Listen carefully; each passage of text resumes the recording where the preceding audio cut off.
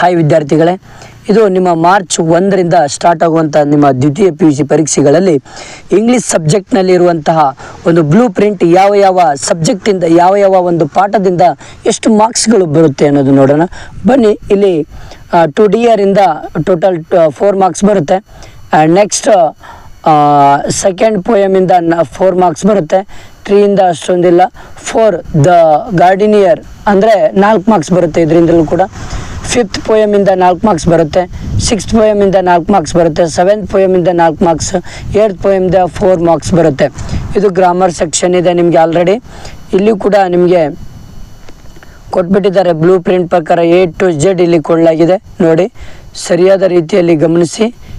Okay, ಪ್ರತಿಯೊಂದು ಮಾಹಿತಿಯನ್ನು ಯಾವ ಪಾಠದಿಂದ ಎಷ್ಟು ಮಾರ್ಕ್ಸ್ಗಳು ಬರುತ್ತೆ, ಮಲ್ಟಿಪಲ್ ಚಾಯ್ಸ್, ಲಾಂಗ್ ಆನ್ಸರ್ಸ್ ಯಾವ ಲೆಸನಿಂದ ಬರುತ್ತೆ ಅನ್ನೋದು ಸಂಪೂರ್ಣವಾಗಿ ಇಲ್ಲಿ ಕೊಡಲಾಗಿದೆ. ಸರಿಯಾಗಿ